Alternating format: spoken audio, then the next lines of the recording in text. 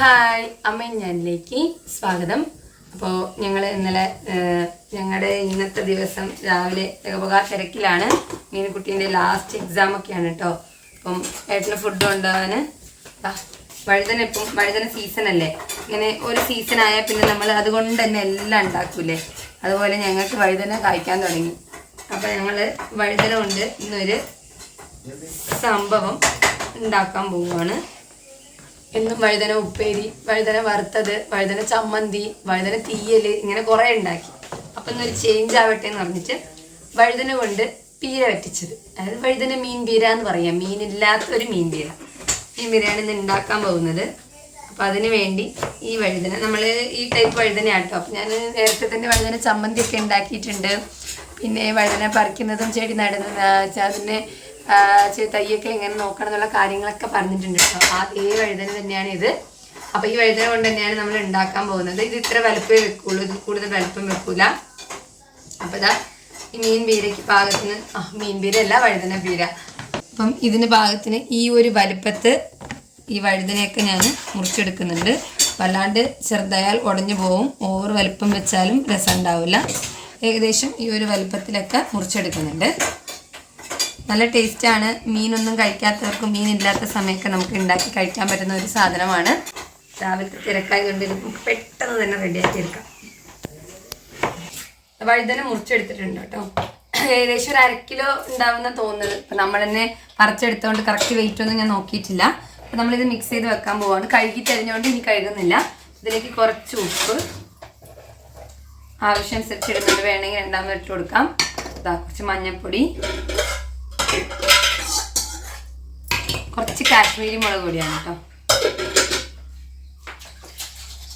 ഇതെല്ലാം കൂടി ഇട്ടിട്ട് ഇതിൽ വെള്ളം കുറവാണ്. ഞാൻ അരിയുന്നതിന് മുമ്പേ കഴുകിയത് കൊണ്ട് ഇത്തിരി വെള്ളം നനച്ചിട്ട് ഇത് നല്ലോണം മിക്സ് ചെയ്ത് വെക്കാൻ പോവാണ്. ഒരു 5 മിനിറ്റ് അങ്ങനെ തന്നെ വെക്കാം. നല്ലോണം മിക്സ് ചെയ്തിട്ട് ഉപ്പ് മുളകൊക്കെ പിടിച്ചിട്ട് നല്ല ടേസ്റ്റ് ഉണ്ടാവും. വഴുതനയൊക്കെ ആണെങ്കിൽ മുറിച്ച് അതിനൊരു കറച്ചോ ഇഷ്ടപ്പെടാത്തവർ വെള്ളത്തിലിട്ടിട്ട് എടുക്കാം. പക്ഷെ ഞങ്ങളുടെ ഈ വഴുതനയ്ക്ക് അങ്ങനത്തെ കുഴപ്പമൊന്നും ഇല്ലാത്തതുകൊണ്ടാണ് അങ്ങനെ തന്നെ എടുത്തിരിക്കുന്നത് കേട്ടോ. അപ്പോൾ മിക്സ് ചെയ്തു കുറച്ച് നേരം അങ്ങനെ വെക്കട്ടെ. അപ്പോൾ നമ്മുടെ വഴുതന ഒരു 5-10 മിനിറ്റോളം ഞാനിങ്ങനെ വെച്ചിട്ടുണ്ട്. ഇനി നമ്മളിത് കുറച്ച് വെളിച്ചെണ്ണയിൽ ഒന്ന് വറുത്തെടുക്കുക. വറുത്തെന്ന് വെച്ചാൽ അങ്ങനെയല്ല, ഒരു ഷാലോ ഫ്രൈ എന്നൊക്കെ പറയില്ലേ, അങ്ങനെ ആക്കി എടുക്കാൻ പോവാണ്.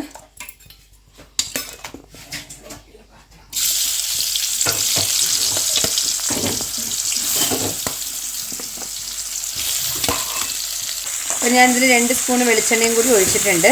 ഇത് തീ കൂട്ടി വെക്കാണ്ട് ഒരു മീഡിയം ഫ്ലെയിമിലൊക്കെ വെച്ചിട്ട് ഇടയ്ക്കൊന്ന് ഇങ്ങനെ ഇളക്കി കൊടുക്കണം, അല്ലെങ്കിൽ കരിഞ്ഞു പോകും.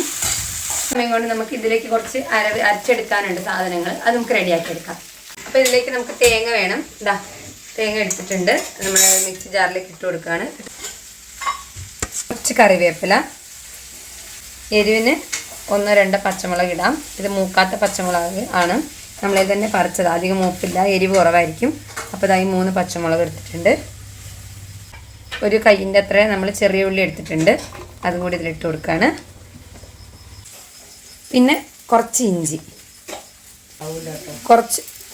കുറച്ച് ഉലുവ ഇടുന്നുണ്ട്. ഇതിലേക്ക് കുറച്ച് മഞ്ഞൾപ്പൊടി നമ്മൾ അതിൽ ഇട്ടിട്ടുണ്ട്, അപ്പോൾ കുറച്ച് ഇട്ടാൽ മതി. പിന്നെ ഒരു കളർ ഇട്ടാനായിട്ട് കുറച്ച് കാശ്മീരി മുളക് പൊടി.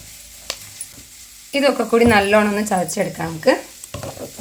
തേങ്ങ വെള്ളം ഇല്ലാണ്ടാണ് ചതച്ചെടുത്തിരിക്കുന്നത് കേട്ടോ. അപ്പോൾ ഇത് ഏകദേശം ആയിക്കഴിഞ്ഞു. അപ്പോൾ കുറച്ചുകൂടി ഒന്ന് ആവണം, ഒന്ന് മുരിഞ്ഞ് വരണം, എന്നാലാണ് ടേസ്റ്റ് ഉണ്ടാവുക. കരിയാനും പാടില്ല. ഇടയ്ക്കൊന്ന് ഇളക്കി കൊടുക്കാം. വഴുതന നല്ലപോലെ ആയിട്ടുണ്ട്. ഇനി നമ്മളിതിലേക്ക് ഈ അരവൊന്ന് ഇട്ട് കൊടുക്കാൻ പോവുകയാണ് കേട്ടോ.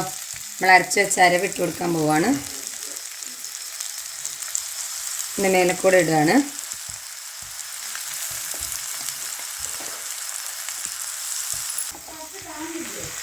ഇത് നമുക്ക് നല്ലോണം ഒന്ന് മിക്സ് ചെയ്ത് കൊടുക്കാം. അതിനൊരു പച്ച സ്മെല്ലൊക്കെ ഉണ്ട്, അതൊക്കെ ഒന്ന് മാറണം.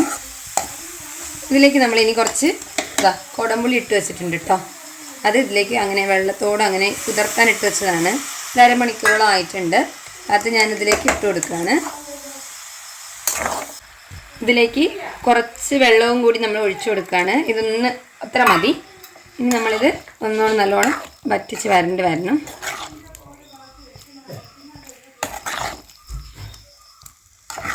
ഇതിലേക്ക് കുറച്ച് കറിവേപ്പില ഇങ്ങനെ മേലേക്ക് ഇട്ട് കൊടുക്കുകയാണ്. നമ്മളിത് റെഡി ആയിട്ടുണ്ട്. ഒന്നുകൂടി ഇങ്ങനെ ഇളക്കി കൊടുക്കട്ടെ. അധികം ഉടയാണ്ട് തന്നെ ഇങ്ങനെ എടുക്കണം. പിന്നെ വഴുതനയ്ക്ക് ഒരു പ്രത്യേകം അതൊരിങ്ങനെ കുഴഞ്ഞു കിടക്കുന്ന ഒരു കഷ്ണമല്ലേ, എന്നാലും ഉടഞ്ഞു പോവില്ല. റെഡി ആയിട്ടുണ്ട്. റെഡിയായി. ഇനി ഇതിലേക്ക് ഒരു 2 സ്പൂണ് പച്ച വെളിച്ചെണ്ണ ഇങ്ങനെ ഒഴിച്ചിട്ട് ഞാൻ ഈ സ്റ്റവ് ഒന്ന് ഓഫാക്കുകയാണ് കേട്ടോ. അപ്പോൾ നമ്മുടെ വഴുതന പീര റെഡി ആയിട്ടുണ്ട്. നമുക്ക് ടേസ്റ്റ് ചെയ്ത് നോക്കാം സാധനം എങ്ങനെയുണ്ടെന്ന്. അപ്പോൾ നമ്മുടെ വഴുതന പീര റെഡി ആയിട്ടുണ്ട്. ഞാനിതാ ഏട്ടന് കൊണ്ടുപോകാൻ വേണ്ടിയിട്ട്. സംഭവം അടിപൊളിയാണ്, കാണാൻ തന്നെ നല്ല രസമാണ്, തിന്നാൻ അതുപോലെ നല്ല ടേസ്റ്റാണ്. അപ്പോൾ ഇതാ കൊടുത്തയക്കാൻ വേണ്ടി കൊണ്ടുപോകാൻ വേണ്ടി എടുത്തു വയ്ക്കുന്നുണ്ട്. ഉച്ചയ്ക്ക് ചോറിനാണ്. നല്ല ടേസ്റ്റ് ഉണ്ടാവും. ഇത് നമുക്ക് വേണമെങ്കിൽ ദോശയ്ക്കും അങ്ങനെയും വേണമെങ്കിൽ എടുക്കാം. അതിലിങ്ങനെ അരവൊക്കെ ഉള്ളത് കൊണ്ട്.